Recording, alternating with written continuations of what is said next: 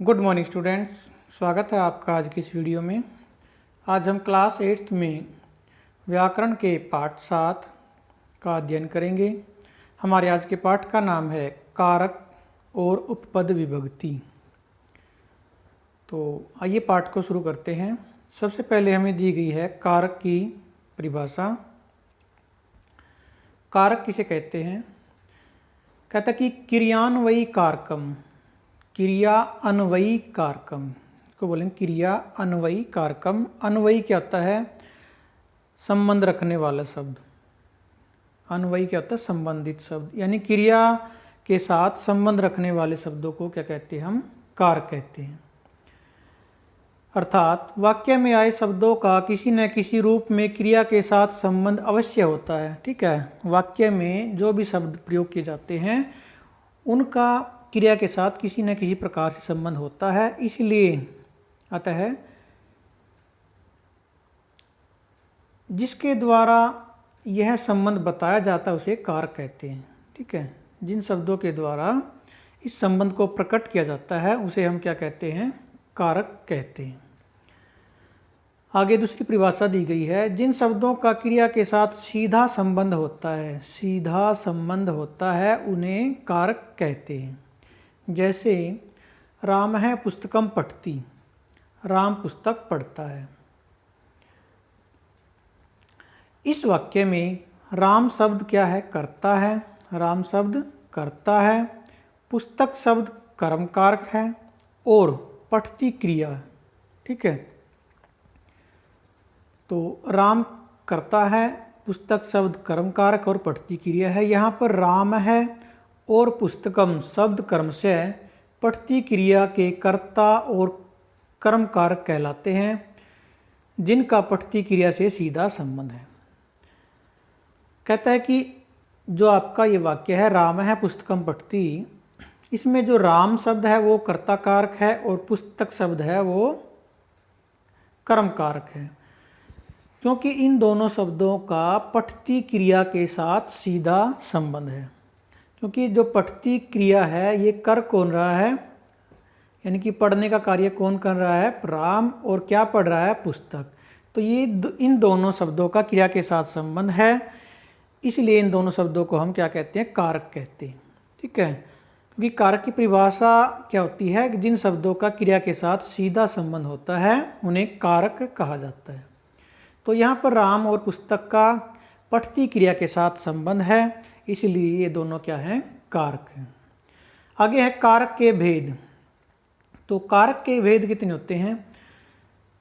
कारक के संस्कृत में 6 भेद होते हैं, लेकिन हिंदी भाषा में 8 भेद होते हैं। तो संस्कृत में 6 क्यों होते हैं, आइए जानते हैं। कहता है कि जिन शब्दों का क्रिया के साथ सीधा संबंध नहीं होता उन्हें कारक नहीं कहा जा सकता। ठीक है, क्योंकि कारक की परिभाषा क्या होती है? यहाँ ऊपर लिखी थी कि जिन शब्दों का क्रिया के साथ सीधा संबंध होता है उन्हें कारक कहते हैं, और यहाँ कहा कि जिन शब्दों का क्रिया के साथ सीधा संबंध नहीं होता उन्हें हम कारक नहीं कह सकते। इस परिभाषा के अनुसार संस्कृत भाषा में संबंध कारक को कारक नहीं माना जाता। कौन से कारक को? संबंध कारक को। ये बात आपने याद रखनी है कि संबंध कारक को संस्कृत में कारक नहीं माना जाता। संबंध में दो संज्ञाओं का परस्पर संबंध होता है, न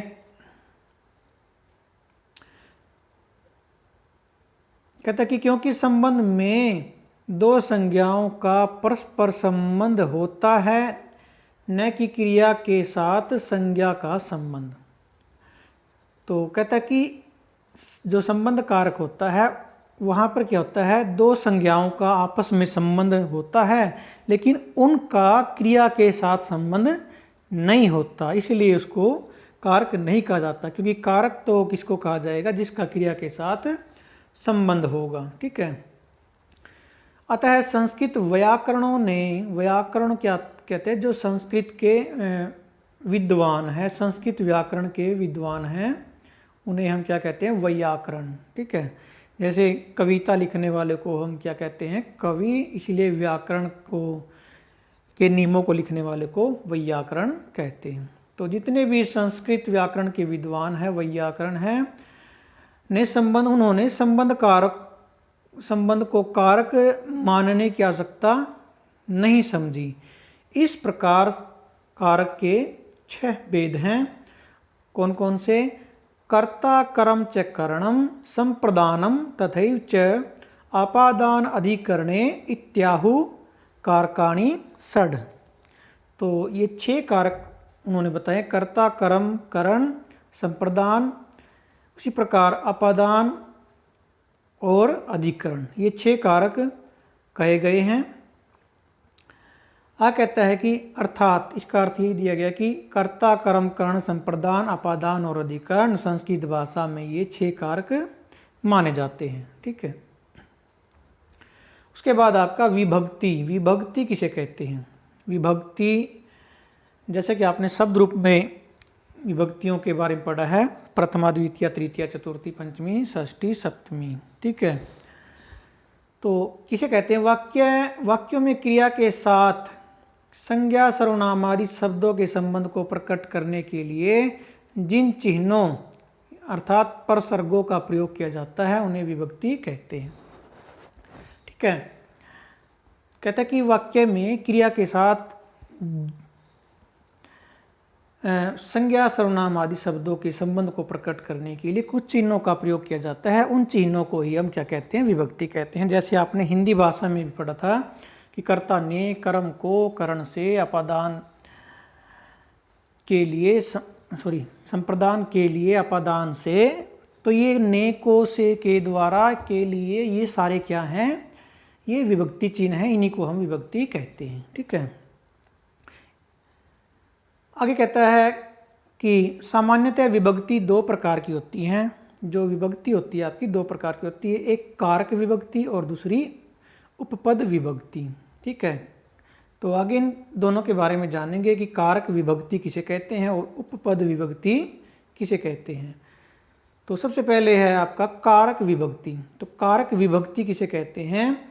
जो विभक्तियां क्रिया के साथ संबंध के आधार पर लगाई जाती हैं या लगती हैं उन्हें, और उनमें सामान्य नियम लगते हैं, उन्हें कारक विभक्ति कहते हैं। यानी कि जिन विभक्तियों का प्रयोग क्रिया के साथ संबंध के आधार पर किया जाता है उन्हें हम कारक विभक्ति कहते हैं। जैसे हम उदाहरण से समझते हैं कि बालकः विद्यालयम गच्छति, बालक विद्यालय जाता है। इस वाक्य में गच्छति अर्थात जाने की क्रिया करने वाला कर्ता है। कर्ता कौन है? बालक है। अतः बालक शब्द में प्रथम विभक्ति बालक हुई, और जाने की क्रिया का प्रभाव विद्यालय पर पड़ रहा है, अतः विद्यालय द्वितीय विभक्ति अर्थात कर्म कारक हुआ। ठीक है। तो यहाँ पर वाक्य में आपको देखने से पता चला कि बालक शब्द में प्रथमा विभक्ति प्रयोग की गई है और विद्यालय में द्वितीय विभक्ति प्रयोग की गई है। और इन दोनों शब्दों का क्या है? गच्छति क्रिया के साथ संबंध है, क्योंकि गच्छति क्या होता है? जा रहा है, और जा कौन रहा है? बालक जा रहा है, बालक का संबंध है गच्छति के साथ। और कहाँ जा रहा है? विद्यालय। तो विद्यालय का भी गच्छति क्रिया के साथ संबंध है। तो इसीलिए ये दोनों जो शब्द हैं ये क्या हैं? कारक हैं, और इनमें जो विभक्ति प्रयोग की गई है वो कारक के नियम के अनुसार की गई है। इसलिए ये क्या है? कारक विभक्ति के उदाहरण हैं। क्योंकि बालक में आपकी प्रथमा विभक्ति प्रयोग की गई है, क्योंकि बालक क्या है? कर्ता कारक है, और कर्ता कारक में आपको पता है कि प्रथम विभक्ति का प्रयोग किया जाता है। और विद्यालय आपका कर्म कारक है, और कर्म कारक में द्वितीय विभक्ति का प्रयोग किया जाता है। दोनों शब्दों का गच्छति क्रिया के साथ संबंध है, इसलिए दोनों क्या है? ये कारक हैं, और इनमें विभक्ति भी कारक के अनुसार लगाई गई है, इसलिए ये क्या है? कारक विभक्ति कहलाती है। ठीक है। आगे दिया गया हिंदी कारक विभक्तियों, हिंदी कारक चिन्हों के अनुसार विभक्तियां इस प्रकार हैं। जो हिंदी कारक चिन्ह होते हैं वो आपके होते हैं ने, को, से या के द्वारा, को या के लिए, से अलग होने के अर्थ में, का, के, की, रा, रे, री, में, पर, हे, अरे। ठीक है। और इनके अनुसार यहाँ पर विभक्ति प्रयोग की जाती है। ने के लिए ने कर्ता कारक का चिन्ह होता है, इसमें प्रथमा, को किसका? कर्म कारक का निशान होता है, इसमें द्वितीय विभक्ति प्रयोग की जाती है।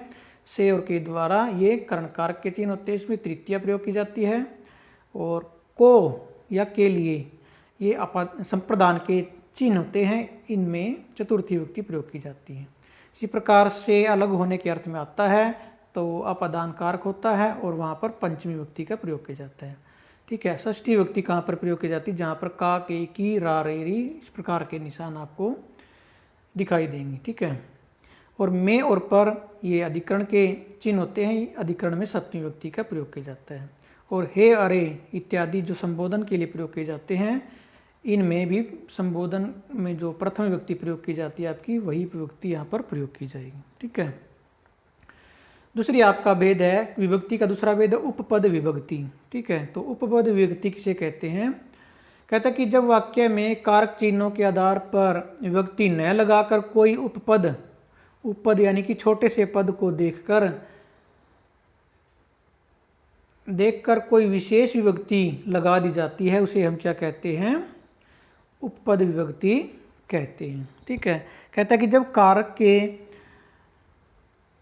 चिन्हों के आधार पर विभक्ति नहीं लगाई जाती, यानी कि कारक विभक्ति के स्थान पर किसी विशेष वाक्य में किसी विशेष पद या भाव के आ जाने के कारण कोई दूसरी विभक्ति, कोई विशेष विभक्ति प्रयोग की जाती है, उसे हम क्या कहते हैं? उपपद विभक्ति कहते हैं। जैसे आपका यहाँ पर दूसरी परिभाषा दी गई है, नीचे उदाहरण भी दिया जाएगा, उससे स्पष्ट हो जाएगा आपको कि जब वाक्य में किसी शब्द यानी कि किसी पद विशेष के कारण कारक चिन्हों के अनुसार विभक्ति न लगाकर कोई विशेष विभक्ति लगाई जाती है, तो उसे हम क्या कहते हैं? उपपद विभक्ति कहते हैं। जैसे आपको उदाहरण दिया गया, सीता रामेण सह गच्छति। तो इसका अर्थ है कि सीता राम के साथ जाती है। तो यहाँ पर सीता तो कर्ता कारक है, क्योंकि सीता जा रही है, तो सीता में तो प्रथम विभक्ति लगा दी। लेकिन राम के साथ अगर आप ध्यान से देखें तो का, के, की, जो का, के, की निशान होते हैं वो किसके होते हैं? वो संबंध के होते हैं, यानी संबंध, और वहाँ पर षष्ठी विभक्ति का प्रयोग किया जाता है। ठीक है। का, के, की, अगर आप ऊपर देखें यहाँ पर तालिका में, ये आपके का, के, की है, का, के, की, ये संबंध के निशान होते हैं और संबंध में षष्ठी विभक्ति का प्रयोग किया जाता है। ठीक है। लेकिन यहाँ पर जो रामेण शब्द है, इसमें तृतीय विभक्ति का प्रयोग किया गया है। कौन सी विभक्ति के स्थान पर? षष्ठी के स्थान पर। षष्ठी विभक्ति किसके अनुसार आती है? कारक विभक्ति के अनुसार। तो यहाँ पर तृतीय विभक्ति का प्रयोग क्यों किया गया है? कहता है कि ऊपर परिभाषा में क्या कहता है? किसी विशेष पद, किसी शब्द या विशेष पद के कारण। यहाँ पर जो सह शब्द आया आपका, यह आपका क्या है? विशेष पद है, यानी कि उपपद है। और इसका नियम होता है कि सह के साथ तृतीय विभक्ति प्रयोग की जाती है। तो इसी सह शब्द के कारण, इस सह उपपद के कारण यहाँ पर राम में तृतीय विभक्ति का प्रयोग किया गया है। तो रामेण यहाँ पर क्या है? एक उपपद विभक्ति। इस प्रकार रामेण क्या है? एक उपपद विभक्ति है, क्योंकि यह जो रामेण में तृतीय विभक्ति है, यह सह उपपद के कारण प्रयोग की गई है, इसलिए इसको हम क्या कहेंगे? उपपद विभक्ति। ठीक है। तो ये क्या है? एक उपपद विभक्ति का उदाहरण है। जो सीता है ये कारक विभक्ति के अनुसार ही प्रयोग किया गया है, लेकिन जो रामेण शब्द है ये उपपद विभक्ति के अनुसार प्रयोग किया गया है। ठीक है। क्योंकि इस वाक्य में सह एक विशेष पद आ गया है, जिसे हम उपपद भी कहते हैं। और सह का जो नियम होता है कि सह के साथ तृतीय विभक्ति प्रयोग की जाती है, इसी कारण राम में तृतीय विभक्ति का प्रयोग किया जाता है। और इस प्रकार रामेण है वो क्या है? उपपद विभक्ति का उदाहरण है। आगे नीचे कहता है, स्पष्ट किया इन्होंने कि इस वाक्य में कारक चिन्ह के अनुसार राम शब्द में षष्ठी विभक्ति लगनी चाहिए थी, वही बात जो मैंने आपको बताई है। परंतु यहाँ पर सह इस उपपद को ध्यान में रखते हुए राम शब्द में तृतीय विभक्ति का प्रयोग किया गया है या तृतीय विभक्ति लगाई गई है, क्योंकि सह शब्द के योग में तृतीय विभक्ति का प्रयोग होता है। ठीक है। ये आपको ध्यान रखना। आगे भी आपको बताया जाएगा कि कौन से शब्द के साथ कौन सी विभक्ति प्रयोग की जाती है। जो उपपद विभक्ति के नियम हैं वो सभी विभक्तियों के अलग अलग बताए जाएंगे कि कौन कौन से विशेष पद होते हैं जिनके साथ विशेष अलग से विभक्ति प्रयोग की जाती है कारक विभक्ति के स्थान पर। ठीक है। तो यहाँ पर आपको ध्यान रखना है कि सह यहाँ पर एक उपपद है और सह उपपद के साथ तृतीय विभक्ति प्रयोग की जाती है। इस प्रकार ये क्या है, उपपद विभक्ति है। आगे आपका कर्ता कारक आ गया। आगे आपका कर्ता कारक है। कर्ता कारक में आपको पता है प्रथम विभक्ति का प्रयोग किया जाता है। तो यहाँ पर दिया क्रिया के करने वाले को कर्ता कहते हैं। इसके बारे में आप जानते हैं कि जो काम करता है वो कर्ता कहलाता है, यानी कि जो भी कार्य हो रहा है उसको जो कर रहा है उसे हम क्या कहते हैं, कर्ता। जैसे राम है पठती, इस वाक्य में काम क्या हो रहा है, पढ़ने का, तो इस काम को कौन कर रहा है, राम। तो राम क्या है, कर्ता कारक है। राम है पठती में पठती पढ़ना क्रिया है और इस क्रिया को करने वाला राम है, अतः कर्ता कारक, अतः इसमें कर्ता कारक और प्रथम विभक्ति है। राम में क्या है, कर्ता कारक है और प्रथम विभक्ति का प्रयोग किया गया है। इसके अतिरिक्त निम्नलिखित स्थानों पर भी प्रथम विभक्ति का प्रयोग होता है। ठीक है, तो जो काम करता है उसमें तो प्रथम विभक्ति का प्रयोग होता ही है, साथ में इन स्थानों पर भी प्रथम विभक्ति का प्रयोग किया जाता है। सबसे पहला नियम है प्रातिपदिक का अर्थ बताने के लिए। इसमें कहता है कि शब्द में जब तक कोई विभक्ति नहीं लगती तब तक वह प्रातिपदिक रहता है। यानी कि प्रातिपदिक क्या, एक नाम है। यानी कि शब्द में जब तक, जैसे आपका शब्द है राम, अब इसमें कोई विभक्ति नहीं है अभी तक, ठीक है, तो ये क्या है, प्रातिपदिक है। जब इसमें विभक्ति लग जाएंगे, जैसे प्रथमा के एक वचन में बन जाएगा आपका राम है, फिर रामऊ, तो यहाँ पर क्या जुड़ गई है, विसर्गे लग गई इसके साथ, तो यहाँ पर प्रथमा विभक्ति इसमें जुड़ गई है। ठीक है, तो ये क्या बन गया है, पद बन गया, और ये क्या है, प्रातिपदिक। जब तक उसमें कोई विभक्ति या प्रत्यय नहीं जुड़ता है तो वो क्या रहता है, प्रातिपदिक उसका नाम होता है। और जब उसमें कोई विभक्ति जुड़ जाती है तो वो क्या बन जाता है, एक पद बन जाता है। ठीक है, तो यहाँ कहते हैं प्रातिपदिक का अर्थ बताने के लिए, यानी कि प्रातिपदिक का अर्थ अगर आपको बताना तो उस अर्थ को बताने के लिए प्रथम विभक्ति का प्रयोग किया जाता है। ठीक है, अतः व्याकरण की दृष्टि से उसका अर्थ बताने के लिए प्रथम विभक्ति लगाई जाती है। जैसे है कृष्ण है, कृष्ण है, कृष्ण, कृष्ण है का अर्थ होता है कृष्ण ने, और खाली कृष्ण अगर आप लिखेंगे तो सिर्फ उसका नाम रहेगा कृष्ण। ठीक है, तो यहाँ पर कृष्ण का अर्थ बताने के लिए यहाँ पर प्रथम विभक्ति का प्रयोग किया। श्री ही लक्ष्मी, श्री ही लक्ष्मी, तो यहाँ पर लक्ष्मी शब्द का अर्थ बताने के लिए यहाँ पर प्रथम विभक्ति इसमें लगाई गई है। दूसरा है लिंग का ज्ञान कराने के लिए, किसी शब्द का लिंग बताने के लिए उसमें प्रथम विभक्ति लगाई जाती है। जैसे तट है, पुल्लिंग का बोध कराता है। अगर खाली हम तट लिखेंगे तो इससे किसी भी लिंग का बोध नहीं होगा। तट है लिखने से हमें पुल्लिंग का बोध हो जाएगा, तटी लिखेंगे तो ये पता चल जाएगा ये स्त्रीलिंग शब्द है, और तटम लिखेंगे तो ये नपुंसक लिंग का बोध कराएगा। ठीक है, उसके बाद तीसरा नियम है वचन का बोध कराने के लिए, एक वचन, द्विवचन, बहुवचन आदि संख्याओं को बताने के लिए भी प्रथम विभक्ति का प्रयोग किया जाता है। ठीक है, जैसे एक है, एक, द्वौ, दो, बहवह, बहुत, ठीक है, या अनेक। उसके बाद आपका है परिमाण, परिमाण यानी कि मात्रा, क्वांटिटी का बोध कराने के लिए भी परिमाण अथवा मात्रा का बोध कराने के लिए प्रथम विभक्ति का प्रयोग किया जाता है। जैसे द्रोणो ब्रीही, द्रोण भर चावल, कोई द्रोण चावल को या मापने का कोई औजार है, उसको भरने से क्या क्या बोलेंगे, अगर वो भरा हुआ तो द्रोण भर चावल। ठीक है, द्रोणो ब्रीही। ठीक है, उसके बाद आपका है संबोधन में प्रथम विभक्ति का प्रयोग किया जाता है। जो संबोधन आपको शब्द रूप में आपने लास्ट में जो लाइन पढ़ी है वो संबोधन की होती है। हे राम, जैसे हे राम, हे रामो, हे रामा, हे बालक, हे बालको, हे बालका, तो वहां पर भी क्या प्रथम विभक्ति का प्रयोग किया जाता है। ठीक है, ठीक है, तो यहाँ पर प्रथमा विभक्ति का प्रयोग कहाँ कहाँ किया जाता है वो उसके बारे में बताया गया है। इन सब बातों का आपने याद रखना है। एक तो कर्ता कारक यानी क्रिया को करने वाले को बताने के लिए, यानी कर्ता कारक के लिए इसका प्रयोग किया जाता है। प्रातिपदिक का अर्थ बताने के लिए इसमें शब्दों में प्रथम विभक्ति लगाई जाती है। लिंग का बोध कराने के लिए शब्दों में प्रथम विभक्ति का प्रयोग किया जाता है। उसके बाद वचन का बोध कराने के लिए, संख्या का बोध कराने के लिए भी प्रथम व्यक्ति का प्रयोग किया जाता है। परिमाण, परिमाण यानी कि मात्रा को बताने के लिए प्रथम व्यक्ति लगाई जाती है शब्दों में। और संबोधन में भी प्रथम व्यक्ति का प्रयोग किया जाता है। ठीक है, तो यहाँ पर आपको कारक की परिभाषा बता दी गई है। कारक के विभक्ति किसे कहते हैं, विभक्ति कितने प्रकार की होती हैं, कारक विभक्ति किसे कहते हैं, वह उपपद विभक्ति किसे कहते हैं, इन सब बातों के बारे में आपको बताया गया है। और कर्ता कारक यानी प्रथम व्यक्ति का कहाँ कहाँ प्रयोग किया जाता है, इन सब बातों को आपने अच्छे से एक बार पढ़ लेना है और याद रखना है। ठीक है, तो बाकी आगे पाठ का अध्ययन हम नेक्स्ट वीडियो में करेंगे। आज के लिए सिर्फ इतना ही। धन्यवाद।